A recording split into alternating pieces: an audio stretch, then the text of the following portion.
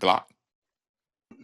Yes, sir. Now, Oh yeah. as far as for the history of cooperatives, can you give us a brief history of the benefit of assembling or creating a cooperative and moving together as a collective? I hear Un speak a lot about ethno aggregation, and it's a very interesting point.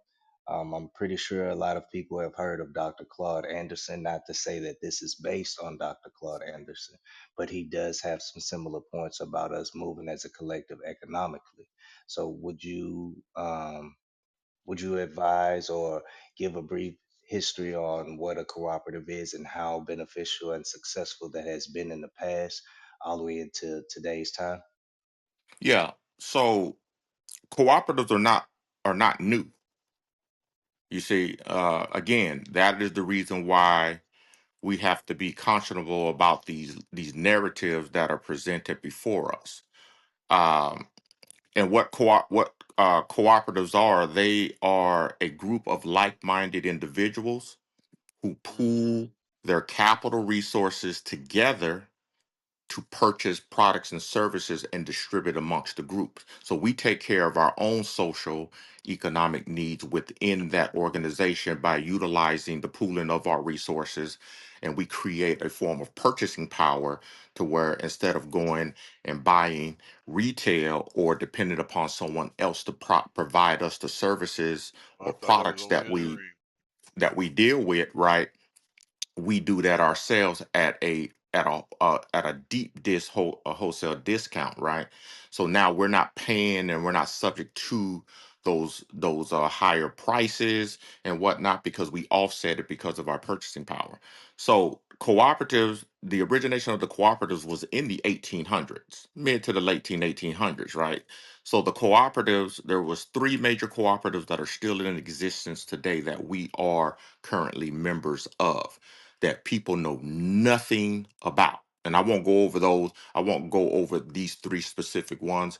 That's more when people are in our organization and we talk about that and we go over the history. But I'll give you just a generalization of the history. This is how we were able to, people are familiar with the Black Wall Streets. That's all that they know, right? But they don't know the economics behind that. Those were cooperatives. That's what cooperatives are. That's how they work. They're pooling their resources together. This is how they were able to elevate and get to the statuses that they were getting to, even during the enslavement times, Jim Crow, all of this, right? This is how we were surviving before they started to integrate. When they started to integrate, they started to break up our collective cooperative type of mentality and those resources, and then they started controlling the resources. You see, and when they started controlling the resources, then we started to become subject to these type of things. Now, as for Claude Anderson, I'm familiar with Claude Anderson. I have his research. I see what he tries to implement, but none of it has been implemented. Right? It all looks good on paper, right? It's powerful, right? But no one has implemented it. He made the effort, but no one has implemented. And this brother's been in there for 30 plus years. He's been in there for a while. Don't quote me on how many years. I know it's decades, right?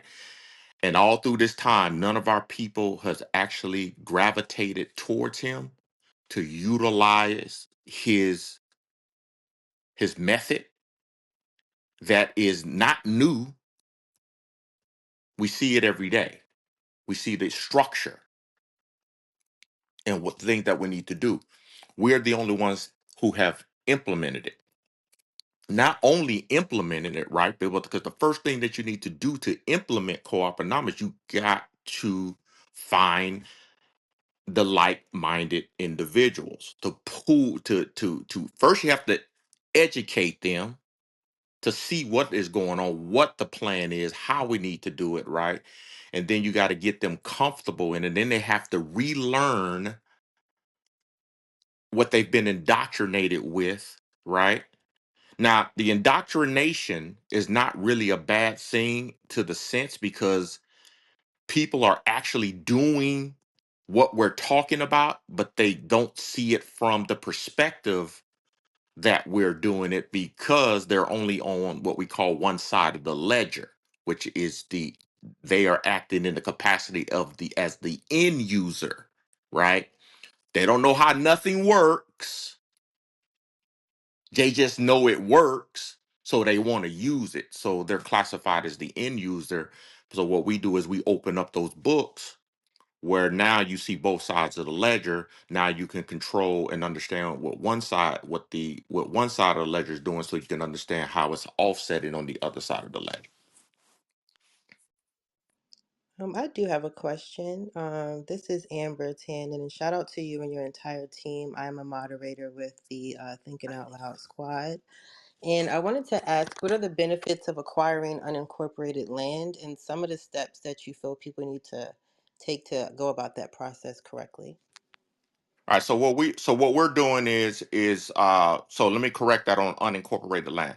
Well, yeah, it is it is unincorporated land. So the land being unincorporated, you have to know what that means, right? You have to understand what is a corporation, and you have to understand government and how this society is structured, right? So you have to know that the federal government is a corporation, not by my words. Right in the US code, they give a description and a definition of who they are. The United States is a federal corporation, right? They also have a credit report at Dun and Bradstreet, right? And it gives them a business description. That business description is doing business as a government. Well, wait a minute. How can you be a government and you're doing business as a government when you're already supposed to be the government, right? Not my words. See, this is where research is supposed to understand come in for you to start to understand these relationships. So now the corporations, the states are corporations with the same Dun and Bradstreets, right? The counties and the local municipalities, which we call cities, are all corporations. So what they do, and they're all incorporated within the federal corporation. This is how these relationships are working, right? Because they mirror over everything. Corporations overlay, just like a condo, right? You don't own the building in which your condo is in. You own the space in which is carved out for you to live in. And that's how corporations are acting uh, over the land. So when they create, so to understand the difference between an unincorporated piece of parcel and an incorporated is that when you incorporate, that means that is a company, it's a corporation, it controls, it overlays over the unincorporated land. So that means it's operating as a business. So that means it provides all the services, products, whatever, within the confines of their jurisdiction, right? That means taxes, utilities, permits. They control all of the economics and the politics within the jurisdiction when they are incorporated. Incorporation takes place when an entity buys the land and then it petitions the county court that it wants to incorporate, and then there's multiple levels of of identifications in regards to what type of jurisdiction that you're creating, and it goes from village to town to a city type to home rule. Those are three very powerful classifications of the status of the jurisdiction, municipality that you're creating, and what type of jurisdiction, because each one of them are dictated by a certain power based on the population.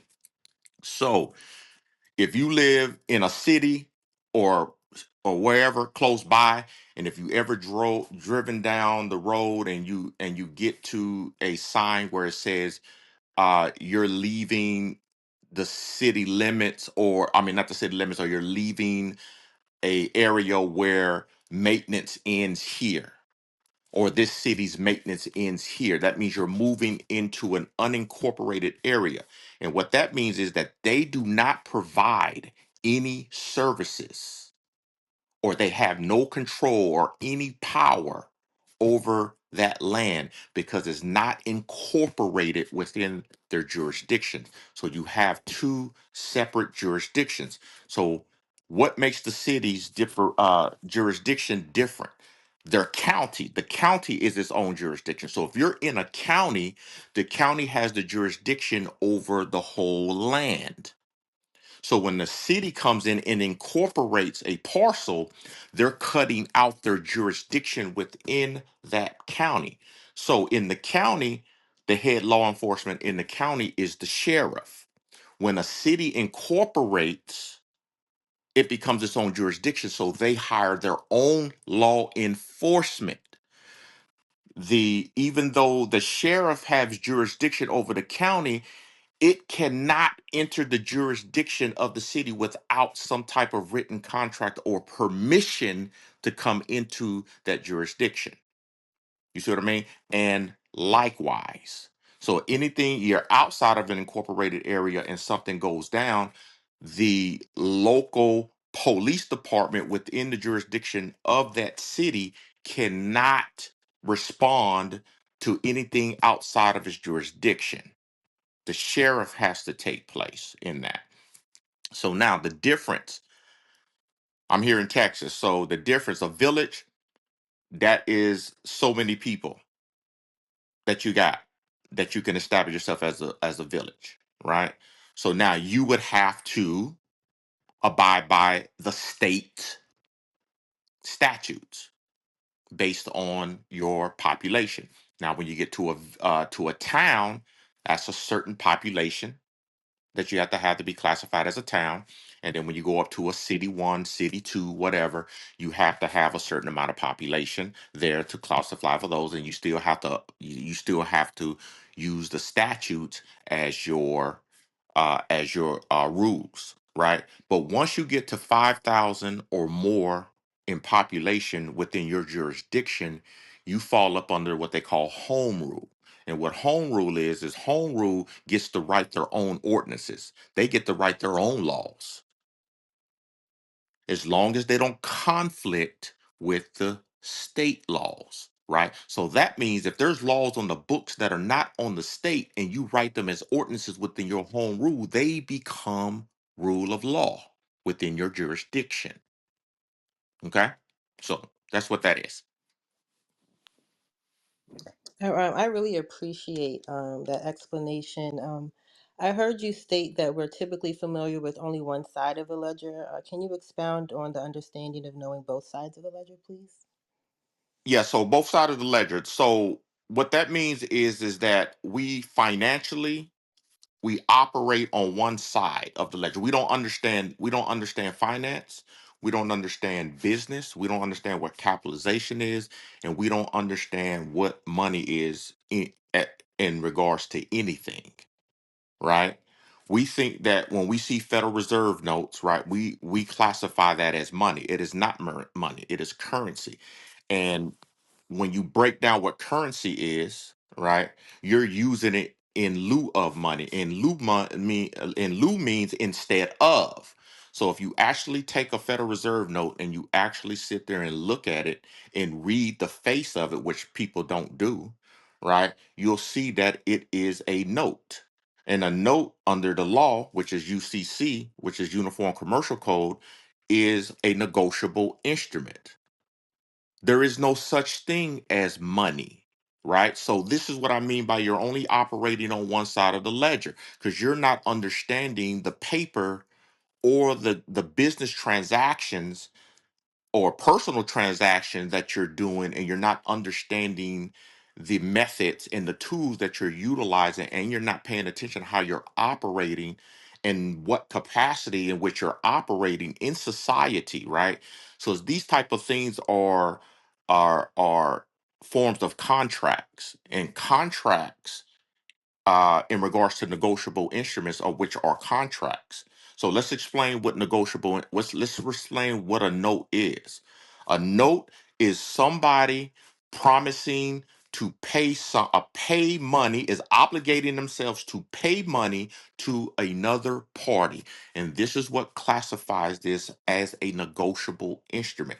It has to have those elements in it for it to be negotiable, right? So what we do is, when we're getting a loan, a so-called loan, we're getting a credit card, we're doing all of these things, we are obligating ourselves to pay money. Not, it's not the money. It's an obligation to pay money. Money is nothing but a numerical value that is stored within the instrument. The instrument is the asset that holds the monetary value that someone obligated themselves to pay. That's what makes the instrument valuable, right? And it becomes liquidable and usable if the other party in which it is presented to is able, it will accept it in exchange for goods or services. This is what brings value to these instruments, right? You have to understand that. So, and not go too far into not to go too far into the ledger, because it can get real extensive, is that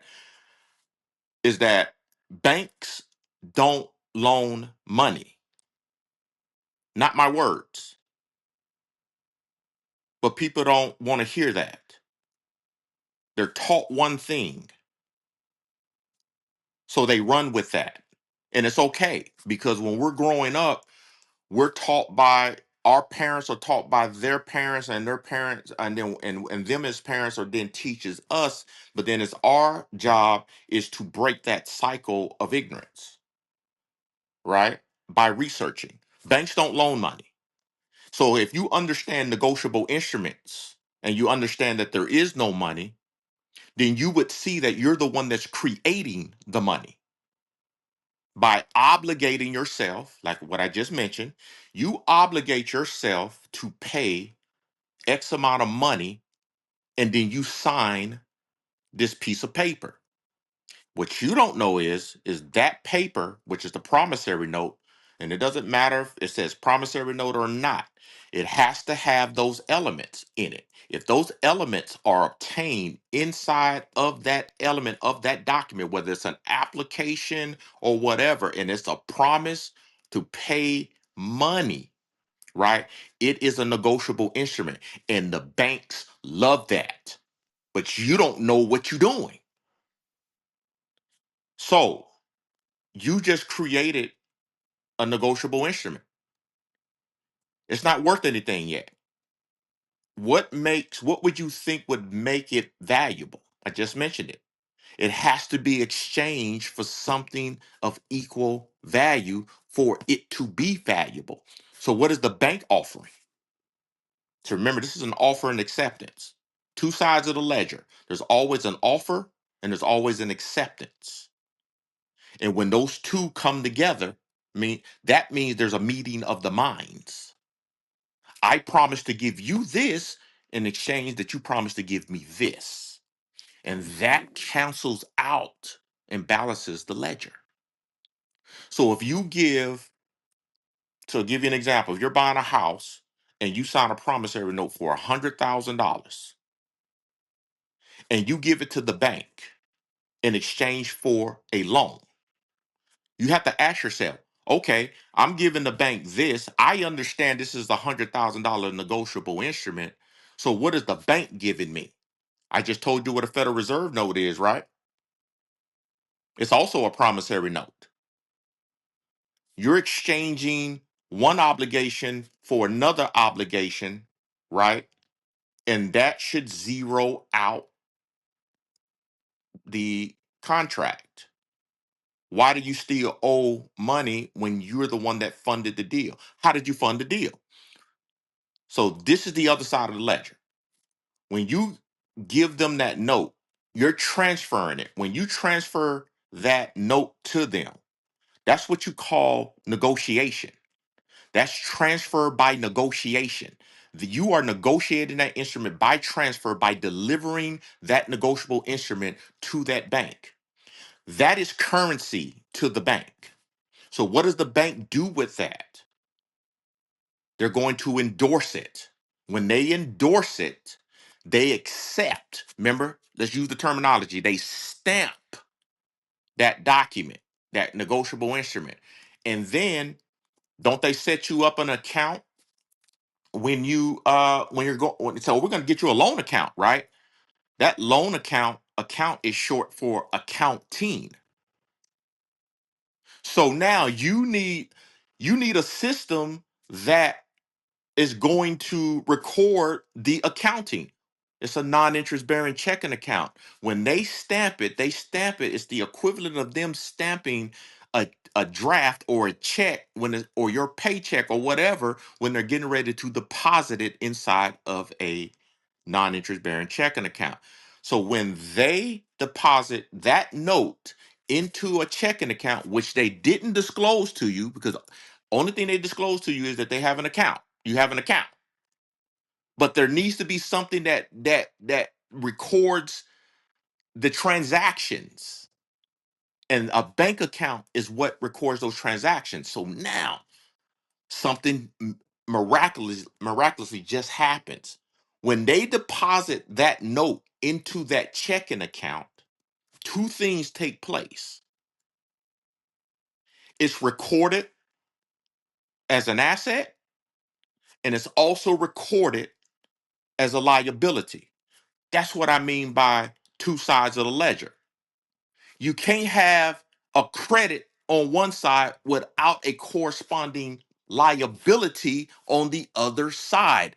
This is why people don't know what they're doing when they're doing business. They don't know about the credit, they only know about the liability. So now, when the bank, just like they do with a check, when they deposit this, right, it creates a creditor debtor relationship.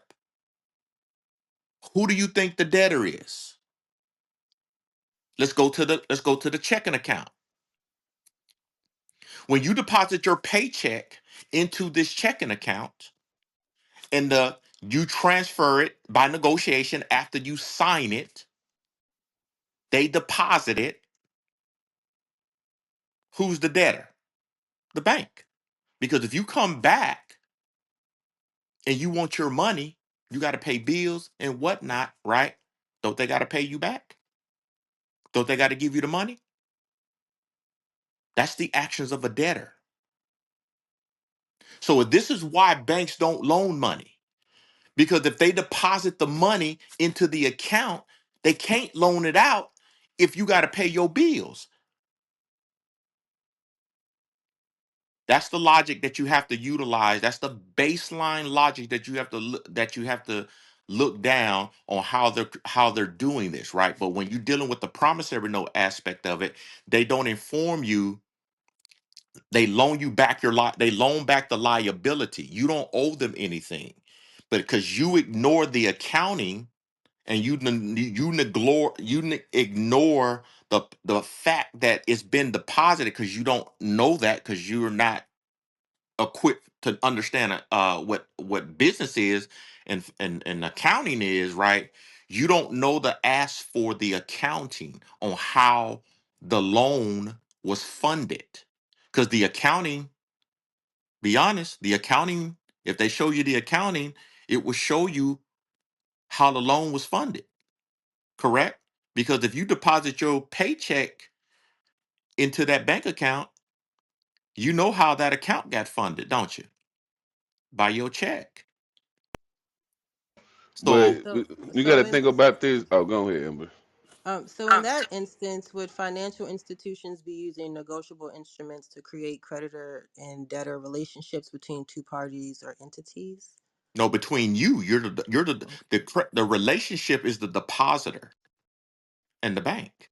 That's the creditor relation. That's the creditor debtor relationship between the bank and its depositor. I appreciate all those. That's the first contract. That is the first contract in the money creation process. So basically, you saying, because this one I'm having a hard time understanding, right? Because normally, let's say if I get what we call a loan from the bank, right? If I don't pay them, they come in from they trying to garnish my wages and stuff like that. You get what I'm saying? That's correct. So Why? why? Okay, that's the question I'm asking. Why would Okay. they do that then? Because you didn't read the contract. You neglected. There's one thing, there's one major thing that you neglected, right? On so so let's look at the both scenarios. Let's look at the check, and then let's look at the promissory note, right? So normally when you deposit a check in there, right, you normally just sign the back of your check, right? Correct? You're correct, correct. Okay. So now when you sign that check, you know what type of negotiation that is? That's you know what type of endorsement that is? No. Just with your signature, it's called a blank endorsement. That means you just gave them a blank check. So now they can use that instrument any way that they want to, right? They can monetize it, they can transfer it, they can do whatever they want because you didn't give instructions. And those instructions on what they call a restrictive endorsement is like say, hey, for deposit only, restrictive endorsement. There's all types of restrictive endorsement that you can place on your instrument when you're depositing it, whether it be electronic. So now I know you might say, well, what about electronically? What if I get what if I get direct deposit? Same thing. Before you authorize direct deposit, there's documents that you fill out. Those are contracts. You can place those contract clauses that you want in there and put those on those contracts to have your record. You see, it's all about your commercial clauses. So now that promissory note, you just gave them a blank check, a blank promissory note, right? You didn't give no restrictive endorsement on it, right? You wouldn't think to give a restrictive endorsement on it, right? Because you don't know that it's a negotiable instrument and it falls in line with it as a negotiable instrument, right? So you didn't give the restrictive endorsement and you didn't dress it up the way that it was supposed to be to inform them that you know that this is a negotiable instrument and to prevent them from doing what they need to do. So when you do that, you just surrendered your position, your status as the original creditor. And you've assigned those right through your acquiescence, acquiescence meaning by your actions or your unwillingness or you unknowingly didn't object to the transfer of the instrument. You did not object to transferring the instrument without what you transferred it without conditions on how it's going to be handled. Because the bank, when they receive it, they are the fiduciary. So if you don't give the bank as a fiduciary instructions, right, then they can do what they want. So now, to answer your question, I say that to answer your question now.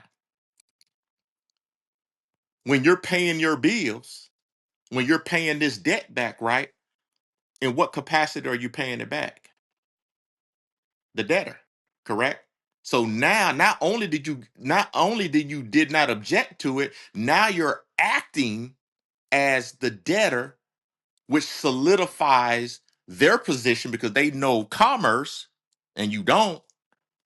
So you keep acting in the capacity of the debtor and paying it, and you didn't ask for the accounting. So now your actions make you liable until you correct the record, until you ask for that accounting. That makes sense? Man, that was kind of deep, bruh. Like, So dang. how do you fill out the check when you give it to them so that you're not giving a blank endorsement? Well, you're gonna give them you're gonna give them instructions. See, but so I'll give you an example. How Let me give you an example on my check. Hold on a second. Hold on. Let me show you how I do this. And also, real quick, if you do have any questions as an audience or speaker, I mean, audience member or speaker on stage, could you direct that to the chat or direct it directly to a mod so we can make sure that we get those questions in order to ask. We're trying to keep it as professional as possible. Not to say that anyone is saying and doing anything wrong, but we want to make sure that we're on point and on schedule with everything that we're asking as this conversation moves forward.